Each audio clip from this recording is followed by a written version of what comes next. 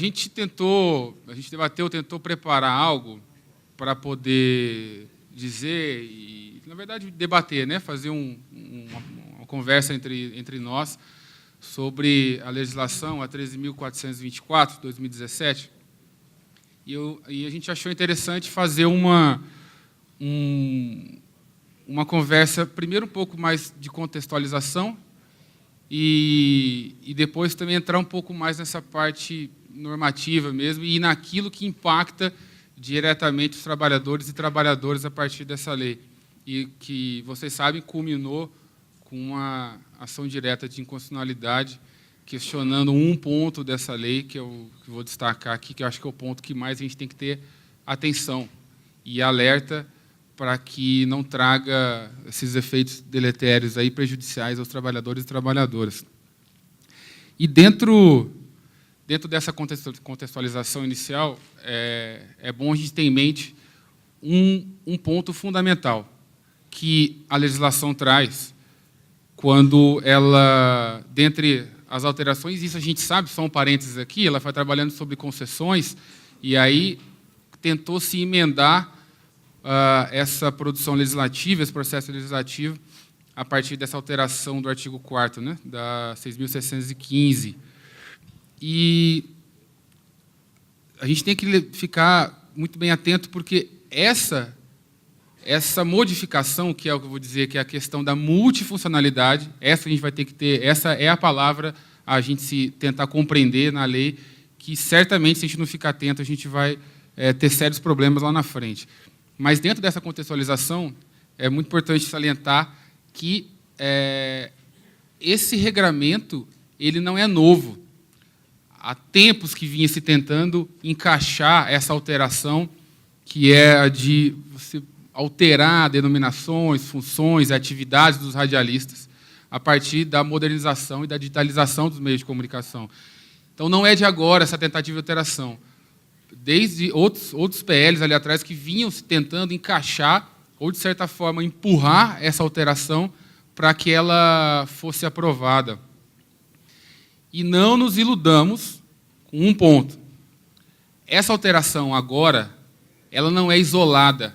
Ela vem num contexto de reformas e de uma mercantilização das relações de trabalho. Não é à toa que se debate, se discute reforma trabalhista, terceirização e agora essa alteração a partir desse termo de multifuncionalidade. Isso, a gente pode dizer que isso anda junto. Essa alteração anda junto por um grande motivo, que é a tentativa de colocar à frente muito mais um evento mercantilista e econômico do que priorizar propriamente as relações de trabalho e aquilo que vinha sendo trabalhado em produção legislativa, em decisões jurisprudenciais, que trazia, inclusive, a Justiça do Trabalho, que buscava, através de um sistema protetivo, auxiliar e dar um valor social ao trabalho, auxiliar o trabalhador e dar um valor social. A gente sabe que, historicamente, existia, desde antes, um modelo fordista, que a gente chamava, que significava o quê? Aquela produção metódica. Você só parafusava um parafuso ali, passava para o outro e você continuava parafusando. Veio um outro sistema, modelo de produção, que a gente chama de toyotismo, que começou a tentar fazer a participação do trabalhador em todo o processo produtivo e o processo criativo das relações de trabalho. Só que um novo modelo, e isso a gente pode dizer, afirmar que é um fenômeno agora muito atual, pós-toyotismo, é exatamente esse modelo de se encarar essas relações de trabalho como um evento econômico. Como eu disse, como não é um ato isolado, a produção da Lei 13.424, dizendo aí mais especificamente a alteração do artigo 4º, que diz para regulamentar e dar novas denominações e atualizar via regulamento, as atividades e atribuições dos radialistas, esse fenômeno atual de você emprestar uma ideia muito mais de um evento econômico que beneficiaria muito mais o sistema de produção e não o trabalhador propriamente dito. E quando eu tinha dito que há um termo dessa legislação que é para se ficar muito atento, é essa ideia de multifuncionalidade. E complemento para dizer até mais ainda por quê. Embora não haja, ou melhor, categoria que tenha essa ideia de multifuncionalidade, que é um trabalhador realizar múltiplas funções, talvez com um contrato de trabalho só, não há, inclusive na CLT, essa menção à multifunção. Uma menção que seja expressa, que explique, que conceitue, que diga o que é, a partir, como sempre dizendo, a partir de um sistema protetivo, de levar-se em consideração o valor social do trabalho. Então, esse descompasso entre lei e a realidade, entre a lei que veio agora e a realidade do trabalhador, é o que a gente vai ter que ficar muito de olho a partir dessa alteração. Acho que todos aqui já devem ter ciência dessa alteração propriamente dita, a partir da 13.424, e tentou-se empurrar essa ideia, como disse, como é um contexto de reformas, reforma trabalhista, terceirização, tentou-se denominar como uma modernização. E é claro, eu acredito também que a federação queira que venha esse avanço tecnológico. Isso não é, de certa forma, de todo modo, isso não é prejudicial. Agora, essa modernização, ela tem que vir a partir de um sistema protetivo ao trabalhador. E não deixar, como diz, a autorregulação do mercado, estabelecer quais são as arestas, ou melhor, talvez nem tenha arestas, né, porque um mercado autorregulado é aquele mercado que deixa a livre vontade e o livre comércio, a partir do estado mínimo, como é esse contexto atual. Então, essa ideia de modernização, e, diga-se de passagem, modernização é uma palavra dentro de um marketing também, que foi utilizado para a reforma trabalhista. É super marqueteira a ideia de modernização. Porque a gente não vai ser contra. A gente não vai ser contra modernizar o sistema de relações de trabalho e os meios de comunicação. A gente não vai ser contra. Por isso que existe um marketing muito forte. Não foi à toa que se colocou a palavra modernização também na reforma trabalhista. Uma reforma que tinha um peso muito maior, uma força muito maior, uma dificuldade maior de se aprovar. Então, tentou se colocar essa ideia de modernização, de atualizar o sistema normativo também para que se inserisse essa emenda na 13.424. Né? E, a partir dessa contextualização, o que a gente consegue entender para o futuro e que a gente consegue pensar para proteger o sistema de relações do trabalho que possa, lógico, né, ter a partir de aqui, até pensar em algo preventivo, mas, se não for o caso, algo para se remediar lá na frente. Né? Tentando aqui, gente, vou tentar ser realmente o menos jurista possível, porque eu acho que a comunicação nossa tem que ser acessível, todos têm que entender, o palavreado nosso tem que ser direto. Então, se tiver algo juridiquês aí, vocês levantam a mão ou joguem uma bolinha de papel, alguma coisa assim que eu possa já retornar e explicar um pouco melhor. Quando a legislação vem e traz para que uma regulamentação, a definição de novas atividades e funções do trabalhador, a gente tem que pensar o seguinte: a categoria dos radialistas ela tem uma lei que regulamenta a sua profissão. Se a 13.424 traz que será atualizadas as atividades da categoria via regulamento, significa que jamais o regulamento vai criar novas atribuições aos radialistas. Jamais o regulamento vai criar, e vocês sabem até mais que eu, a 6.615 traz as atividades, né, que é a administração, a produção e técnica, e depois os setores. O regulamento jamais poderá criar. Então, o momento que a gente tem que ficar perspicaz e buscar essa compreensão é a partir dessa regulamentação que a FITERT já está tomando várias medidas de participar, de negociar, junto com alguns ministérios, mas é saber que eu tenho uma proteção, no mínimo jurídica, de que o regulamento jamais vai criar uma nova atividade. Tampouco vai ter que descrever funções que não está regulamentada na Lei 6.615. O regulamento, pelo seu patamar normativo, jamais vai sobrepor a lei. E a gente tem essa ciência de que, por exemplo, a classificação das ocupações, ela não vai regulamentar nenhuma profissão. Ela vai puxar do mercado aquilo que ela consegue enxergar e dar aquela classificação, denominação, mas não vai regulamentar a carreira, não vai regulamentar as atribuições dos radialistas. Essa é um norte que a gente tem que ter lá na frente, para que, se vier um regulamento, e principalmente porque, no início, como falei, a ideia da multifuncionalidade, gente, é o seguinte, a ideia do trabalhador vestir a camisa do empregador, da empresa, se sentir participativo ou dono e carregar o trabalho 24 horas por dia. Então, a falsa ideia, a pseudo-ideia de que a multifuncionalidade é algo que vai dar o prestígio para o trabalhador, isso vai dar algo que motive, ele vai encampar, ele vai vestir a camisa do empregador. Vamos lá também até certo ponto. Porque, primeiro, que nenhum trabalhador tem que fazer e levar para a tua casa aquilo que tu faz na fábrica, no chão da fábrica. Então, até repetindo, quando a regulamentação aparecer e se ela sobrepor a lei, a gente tem uma tutela jurídica.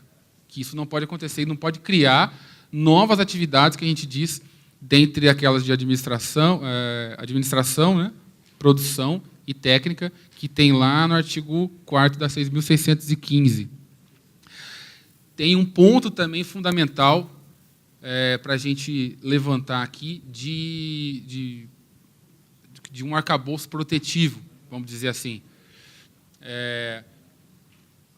Mesmo com a alteração e a criação da 13.424, a alteração da 6.615, 2 artigos não saíram e não foram revogados, o 13 e o 14 da 6.615, e é onde coloca lá a possibilidade reconhece a possibilidade de acumular funções, ou seja, a gente já pode dizer assim, a multifuncionalidade existe, porque o radialista ele pode acumular funções, só que esse acúmulo de funções é remunerado.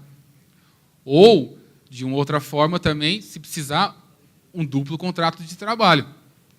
E já que o artigo 13 e 14, que como falei, onde dispõe da possibilidade do acúmulo de funções e da remuneração, ele não foi revogado. Ou seja, por mais que o regulamento traga essas alterações e modificações, a gente tem um respaldo e levanta, tem o 13 e o 14 ainda da 6.615, que é onde a gente consegue também ter um amparo, ter um suporte e buscar uma tutela jurídica nesse sentido. Eu digo aqui, assim, buscar uma tutela jurídica, como eu falei, é complicado mesmo, né? Porque parece que a gente está tentando, vamos só remediar lá na frente. Mas, como eu disse, a gente também, como suporte jurídico, a atuação política dos dirigentes, a gente também tem outros meios também administrativos, e como a federação já vem oficiando os ministérios, tentando participar de grupos de trabalho e compor essa nova regulamentação, mas, no momento, o que a gente tem também para dizer, inclusive como suporte jurídico da federação, é abrir essas brechas e dizer para vocês que, embora tenha a lei tenha esse caráter de trazer e de tentar criar um trabalhador que, de modo suado, exerça 4, 5, 6, 8, 10 funções, mas jamais essas funções, esse acúmulo vai caracterizar algo que possa macular a sua vida, a saúde e o ambiente de trabalho também. Então, reforçando aquilo que já disse, né? O regulamento jamais vai ter que alterar a Lei 6.715 e, se assim o for, a gente tem um amparo do artigo 13 e 14 que dispõe sobre a possibilidade de remuneração em razão do acúmulo de funções. Tem um outro destaque também, jurídico também, que a gente, em discussão, a gente conseguiu levantar, que é, no inciso 2, eu poderia até realmente ter colocado aqui no PowerPoint ali, acho que ficava um pouquinho mais claro para vocês, mas talvez acho que vocês já devem ter lido aí 5, 10 vezes também a lei, porque repercute muito, né? Mas tem um momento dessa alteração que não é naquele primeiro inciso, onde traz que as novas denominações, atividades serão feitas. É no próximo inciso, que traz a ideia da exclusividade, que fala. Essa exclusividade, onde diz que o regulamento irá alterar, ele traz que essa alteração ela vai ser em funções especializadas e técnicas. E aí a gente vamos lá entrar um pouco do advogado e achar aquele buraco ali, fazer igual tatu, né? E cavando assim, ver até onde dá para poder fazer essa proteção. E quando o inciso 2 fala em atividades que priorizar as atividades que são técnicas e especializadas, aí a gente vai lá na Lei 6.615 e vê. Poxa, no artigo 4º está lá, a profissão do radialista compreende as seguintes atividades. Peço até permissão aqui, por favor, para ler, gente. O inciso 1 diz administração, o 2 produção e o 3 técnica. E logo no parágrafo 1º diz que as atividades de administração, que é do inciso 1, compreendem somente as especializadas.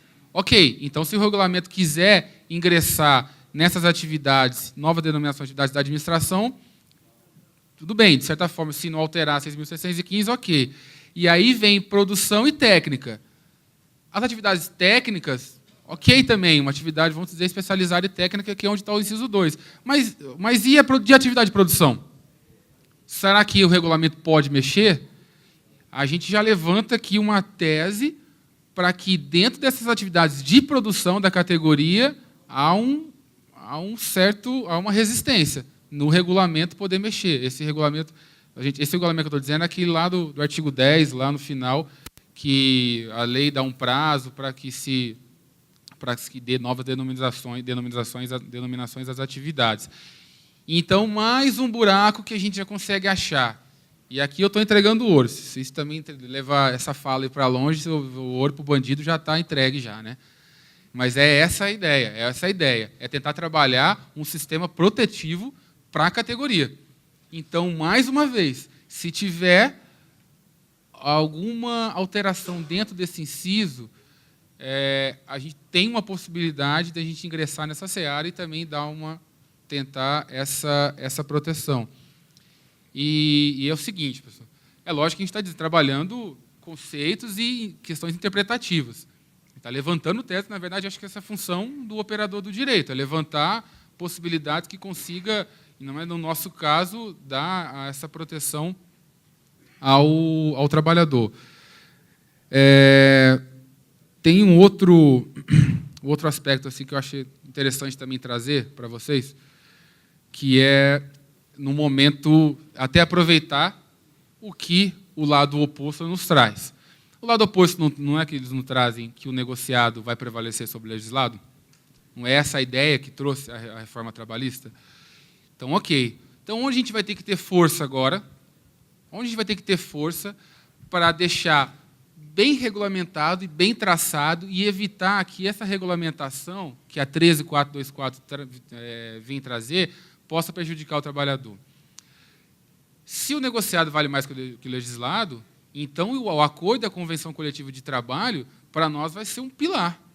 Vai ser um pilar. Porque ela vai ter que prevalecer sobre essa regulamentação que vier. Ainda mais porque a regulamentação, primeiro, como disse, ela não vai sobrepor a lei. E segundo, se vale o negociado sobre o legislado, cara pálida, então vamos trabalhar então bem certinho os acordos e convenções que tiverem aí nos estados e o que forem de você, para tentar, primeiro, o máximo possível, não ter termo genérico. Essa é a ideia. Não coloque em termos genéricos. Se eu colocar assim, não, vou desempenhar as atividades assim, essa função, e atividades afins. Pronto, está arrombado. Se colocar atividades afins, aí está arrumado. Delimitar precisamente, e pega, se for pegar 6.615, vão fazer o copia e cola, de alguma forma, e ampliar.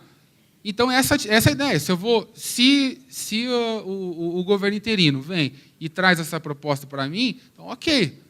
Então, vamos jogar com ela também. Então, se o negociado vai valer sobre o legislado, então, o regulamento, você pode vir o que quiser, você pode vir do jeito que você quiser, mas eu vou trabalhar um acordo ou uma convenção coletiva de trabalho de forma que eu vou fechar todas as arestas para não dar a possibilidade de o trabalhador desempenhar 5, 6, 7, 8, 10 funções e aí ele achar que ele é o melhor funcionário da empresa e voltar para a tua casa quase desfalecido ou sofrer uma doença laboral.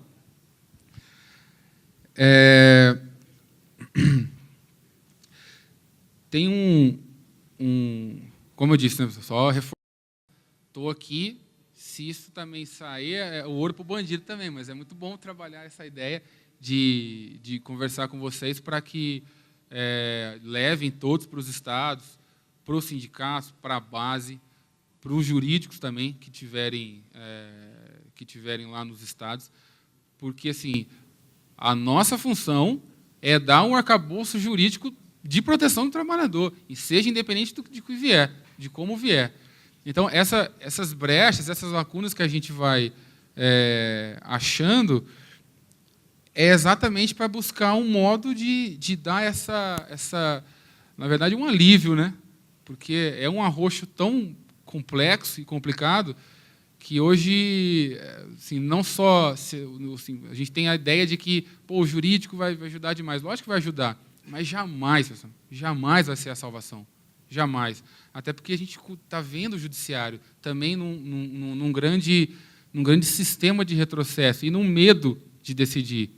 As decisões atuais que a gente acompanha, e isso eu digo em âmbito de Supremo Tribunal Federal, elas têm um embasamento, infelizmente, um embasamento hoje em razão da dotação orçamentária. Então, ou seja, eu posso até ter o direito, mas eu não vou ser reconhecido porque o judiciário vai dizer que o Estado, o ente federado ou a União não vai ter a dotação orçamentária.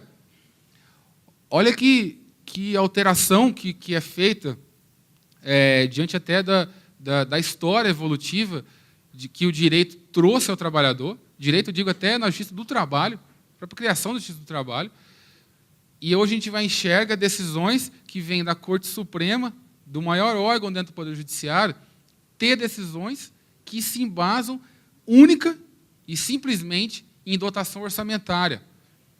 E isso é ruim até para o advogado, porque fala, e aí, como que eu vou... E aí você vai combater como? Você vai combater como? Se o fundamento, ou não fundamento, tem razão da dotação orçamentária. Outro cuidado que a gente tem também de levar. Por isso que, digo, o judiciário é um grande suporte, o jurídico é um grande suporte para as entidades sindicais. Só que jamais o jurídico vai sair na rua. Jamais o jurídico vai levantar, a não ser o auxílio, caminhar, lógico, junto, mas jamais vai conseguir a mobilização que a força sindical tem, que a força do sistema sindical tem, de sair e buscar, vendo o final aqui da fala do ex-ministro Berzoini, a gente não tem como desviar desse foco e dizer que, se não tiver alguma manifestação, mobilização na rua, vai alterar, de certa forma, toda a conjuntura e o contexto político e econômico. E, diante de todo esse contexto dito, né, de que uma alteração, a promulgação da 13424 não jamais será entendida como fato isolado, ela caminha com toda essa tentativa de trazer e de dar às relações de trabalho um cunho econômico, um cunho liberal, um cunho que dizer que o Estado mínimo, sendo o Estado mínimo e deixando o mercado livre se regular, a gente vai ter uma criação e geração de emprego. Isso é falácia também, uma grande falácia, que isso vai acontecer como geração de emprego.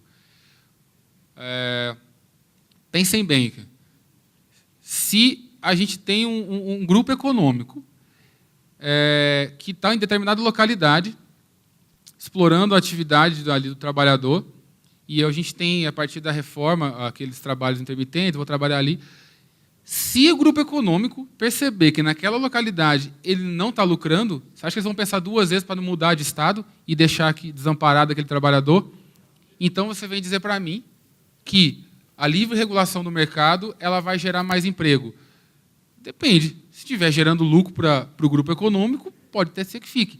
Mas a partir do momento, e não duvidem disso, a partir do momento que isso não gerar mais 1 centavo de lucro, vai se mudar aquele grupo econômico, que é assim que funciona o sistema de mercado, o sistema de capitais livres, o sistema do rentismo.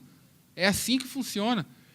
Quando essa ideia, como eu falei, isso é muito discutido, isso tem um embasamento muito científico, várias teses de doutoramento traz essa ideia de que o trabalhador vestir a camisa da empresa e se sentir presente, estar lá 10, 12, 14 horas, ele vai se sentir sócio. Jamais vai acontecer isso. Jamais, porque se o mercado está entregue à livre negociação, ao rentismo, foi o que eu tinha acabado de dizer. A partir do momento que um grupo econômico tiver um prejuízo em determinado estado, ele vai sair, vai deixar desamparado o trabalhador. E aí vem a reforma dizendo que você tem uma limitação do acesso à justiça, e aí, aí o trabalhador vai fazer como? Ele vai ficar desempregado. E aí vai dizer para nós que isso vai gerar esse sistema de modernização, como diz como marqueteiro, vai gerar o pleno emprego, ou a ideia de maximização de resultados, que é o que se traz também, né, como requisito, ou como, na verdade, não é requisito, né? Está dizendo que isso vai acontecer, a maximização de resultados, né? Que vai ter uma maior competitividade, flexibilidade e produtividade também. Então, é o seguinte, pessoal, diante de todo esse contexto, em conversas nossas aqui com assessoria jurídica da federação, a gente deliberou, em conjunto com a coordenação da federação, e ingressar com uma ação direta de inconstitucionalidade. E qual o objetivo dessa ação direta de inconstitucionalidade? Que hoje a relatoria é do ministro Luiz Fux. Qual que é o objetivo dela? Tentar tirar do mundo jurídico exatamente esse ponto que altera o artigo 4º da 6.615, que já que está, isso é como a reforma trabalhista, a gente precisa ser discutido. Também foi falado aqui também da tribuna aqui na frente. A gente quer fazer uma reforma, mudança estrutural, você não pode fazer 1, 2 meses. Você tem que ter uma discussão prévia. A gente tem o governo hoje enfrentando dificuldade, o Antônio está enfrentando dificuldade de você dialogar com a federação patronal dentro de um ministério. Então, como que você atravessa uma alteração tão grande como e eu digo assim, com toda a convicção, essa alteração de regulamentação, essa multifuncionalidade, ela tem um condão talvez muito maior do que a gente imagina, porque deixa nas mãos do governo, se a categoria não tiver uma mobilização, essas denominações, essas mudanças, alteração de atribuições da categoria. Se a gente for pensar e ter uma visão um pouco mais cuidadosa, até melindrosa em relação a essa alteração, ela é muito mais profunda do que imagina. Muito mais profunda do que imagina. Quando a gente fez o ingresso da ação direta de inconstitucionalidade, a gente trabalha 2 pontos. O primeiro é o aspecto material, que é, saindo desse juridiquês, o primeiro aspecto material é que a gente combate exatamente o teor, o conteúdo, o mérito da norma, o que ela tem um condão de trazer de prejuízo para o trabalhador. Que aí é onde a gente trabalha a ideia da multifuncionalidade, de não explorar a categoria. Além disso, a gente trabalha um aspecto que aí a gente considera realmente algo com força, que a gente chama de cogente, capaz de realmente surtir um resultado, que é o aspecto formal. E aí eu reforço aquilo que disse inicialmente. Esse encaixe, o encaixe dessa alteração em uma proposta legislativa, um processo legislativo que vinha sendo discutido em relação a concessões, ela vinha há anos e anos e anos tentando ser encaixada em alguma legislação. Então, o aspecto formal que a gente levanta na ação direta de constitucionalidade é o que, dentro do mundo jurídico, chama de contrabando legislativo. Ou seja, você está tratando de uma matéria e, de repente, se propõe uma emenda nova que não trata daquilo que estava previsto inicialmente na exposição de motivos daquela norma, daquela lei. E diga-se de passagem aqui, até de curiosidade, esse contrabando legislativo era feito no Congresso a rodo. Sempre era feito, sempre. Embora o regimento interno, você pega o regimento interno lá, tanto do Senado quanto da Câmara, tiver curiosidade de ler, não é muito agradável, mas quem quiser ler, com certeza não é agradável, é um regimento interno da Câmara e do Senado, mas se for até lá, eles proíbem a inserção dessas emendas. Mas era feito corriqueiramente, virou um costume, até que o Supremo Tribunal Federal, no ano passado, né, salvo engano, no ano passado, decidiu em recurso, foi em recurso, né, extraordinário, foi numa ADI, que estava vedado esse tipo de ato, que é essa contrabando legislativa. Então, nesse ponto, e aí é a pergunta que todo representante faz para o advogado: e aí, doutor, qual que é a nossa chance? Essa é a pergunta clássica que a gente ouve. E aí, vamos ganhar ou não vamos ganhar? Qual que é a chance? Eu costumo dizer que assim, é igual se vai chover ou não. É 50%. Tem 50% de chance de chover, 50% de chance de não chover. Mas, nesse ponto, há uma crença muito grande. Embora assim, jamais eu diria que a gente está num 100% de chance. E acho que o advogado que disser isso também pode já torcer a orelha, porque realmente eu acho que não é nessa linha. Mas a crença ela é muito grande, especificamente nesse ponto, que eu acho que já atenderia muito ao que a gente gosta, queria e tem essa intenção, esse escopo, que é de, pelo menos, assim, retira do mundo jurídico essa parte e vamos discutir. Né? E vamos discutir com a categoria, vamos discutir com a entidade patronal, vamos discutir com o governo. Abrir um pouco a margem.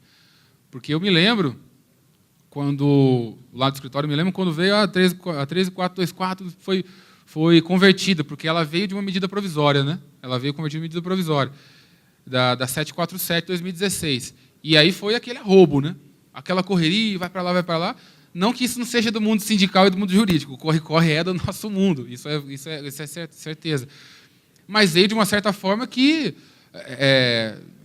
pegou todo mundo, assim, opa, e agora, né? É aquela questão, entramos ali no segundo tempo, aos 35, perdendo de 1-0. E aí? Vamos colocar um atacante, então, para poder fazer, ou empatar, ou virar esse jogo. E essa é a nossa intenção, que pelo menos a gente consiga, com essa ação judicial, com que se declare essa constitucionalidade, que a gente especifica, como disse, né, é um artigo, não é a legislação toda que é questionada, não é a legislação toda, é só um artigo. Então, se a gente conseguir tirar do mundo jurídico, pelo menos a gente abre um espaço para a categoria ir e começar a conversar e dialogar de uma forma mais ampla, mais plural, e que busque realmente e efetivar a tutela e o amparo do trabalhador. Eu tinha alguns pontos aqui que eu acho que eram muito mais históricos, assim, e estava dentro da contextualização de como veio essa norma, né, para reforçar a ideia de que ela não é uma norma isolada. Se a gente veio conversar com congressistas, a gente vai ver que não... a opinião deles é que isso já se buscava muito antes e veio realmente num contexto de caminhar junto com terceirização, caminhar junto com a reforma trabalhista. Então, a nossa atenção e o nosso olhar agora é exatamente no sentido de olhar para a ação judicial, claro, mas, como disse, ela jamais vai ser a espada mestre ali que vai conseguir realmente solucionar. Mas a gente tem um papel, e, na verdade, para mim, até como obrigação, minha obrigação até de vida, eu acho que eu tenho, é de buscar se dar esse suporte e essa proteção. Disse algumas brechas aqui que a gente pode, via de regra, combater na medida que venha essa regulamentação que a Lei 13424 traz, mas acho que talvez o maior recado que se pode dar, e jamais como conselho, né? A gente não é conselheiro, conselho a gente talvez dá para filho e olhe lá, né? Mas o maior recado que acho que a gente precisa dar é que não há tempos fáceis realmente agora, principalmente. Não há. É um contexto, como diz, a alteração que se tem hoje é muito mais profunda do que a gente pensa. Talvez a alteração de paradigma. A gente estuda, né, lá desde lá atrás, os modos de produção, né, que vinha lá desde escravagista, feudal, capitalista. A gente talvez está numa mudança de paradigma e talvez leve anos para isso ser alterado. E aí a gente tem um papel. Não é único, mas é um papel. Jamais deixar de lado essa compreensão do que é o que acontece, porque se a gente quer combater, a gente tem que compreender o que é. Por isso que a nossa leitura, 1, 2, 3, precisar 10 vezes da alteração e saber o que é multifuncionalidade, que pode vir para o bem, mas pode ser muito, mas muito negativo para os trabalhadores. Então, um grande recado é compreender o que acontece, estudar realmente, se debruçar naquilo que é, e já que está aqui, a gente tenta combater não só com o nosso trabalho de suporte jurídico, mas como lá no início falei, parabenizando não só o Congresso, mas parabenizando a mobilização dos trabalhadores. E acho que, de suma, queria passar essa ideia para vocês e ficar totalmente aberto para qualquer diálogo, conversa e discussão que a gente tiver de melhor para a gente fazer, ok? Inicialmente, o Marco tinha falado, e ele se ateve àquilo que eu coloquei como a exclusividade e a atividade de produção ficar ali indene de alteração. Como assim eu disse, ali é uma questão de interpretação que a gente consegue dentro do mundo jurídico, dar uma tutela, uma proteção para que, a partir da própria 13424, quando diz que são funções específicas e técnicas passíveis de dar novas denominações e funções, a gente olha pela própria 6.615 e vê. A administração é uma função técnica, isso a lei expressamente diz, e também na outra atividade, assim também o diz, a função técnica propriamente dita. Então, como você levantou, eu tinha levantado essa ideia da questão da produção, assim também você o diz, é um meio de a gente, tendo um amparo da 6.600, importante, e tendo um amparo da 6.615, poder bloquear qualquer alteração e regulamentação a partir de decreto, ou regulamento que seja, que venha prejudicar o trabalhador. Isso é realmente muito importante levar em consideração. A gente tem aí vamos dizer, até uma tese jurídica aí para poder dar esse auxílio, né, corresponder com esse auxílio. E aí, quando tu diz assim, será que a gente pode criar o decreto, o regulamento, o instrumento normativo que está previsto, em poder criar funções? Sim, ok, a gente só que não vai poder inovar, como a gente diz, não vai poder inovar como uma criação de cargos, fazer alterar setores, ao fazer essa alteração, ir de um para o outro, no quadro. Isso não pode. Agora, logicamente, a mudança, a nova tecnologia, a digitalização, vai trazer, vou mudar o nome, um equipamento novo surgiu, então vou ter que operar um equipamento novo. Então, as nomenclaturas elas podem alterar. Agora, jamais vai tirar, por exemplo, eu estou trabalhando naquelas atribuições. Então, eu não vou ter atribuição fora daquele setor meu, que possa chocar, principalmente que a gente pode levar em consideração, quando começa a chocar com outras funções dentro de um setor, vamos dizer assim. Então, você vai ter uma alteração? Claro que você vai ter uma alteração. Tem novos aparelhos, novos meios de digitalização que veio, você vai mudar uma nomenclatura, mas jamais vai poder alterar exatamente aquele núcleo da função da categoria. Então, você tem a possibilidade de alteração, sim, mas aquela nomenclatura de modo geral, sem adentrar profundamente no núcleo, naquele patamar onde está do quadro anexo, né? Tem também, foi o Jota que tinha falado, né? Ele falou da 13.243. É de conhecimento essa lei, só que ela traz disposições gerais. Ela não traz disposições específicas para determinada categoria. Ela não entra, e ela jamais teria um condão de ingressar e promover uma alteração na 6.615. Ela traz padrões e diretrizes de âmbito nacional para que se trabalhe essa modernização, para que se tenha a ideia e já se olhe multifuncionalidade. E eu já disse e reforço aqui, multifunção não é algo novo mesmo. Não foi a 13.424 que trouxe. Não foi. Isso vem de antes, muito antes. Mas expressamente ali, regulamentado o que é uma das poucas que tem essa 13.424, dos radialistas. Como disse, tem um exemplo, e vocês não sabem, dos portuários. Portuários eles têm também, e isso tem inclusive em convenção coletiva de trabalho, dentro da categoria dos portuários. Lá se especifica, só que lá se delimita, como eu falei também antes, lá se delimita direitinho as arestas da multifunção.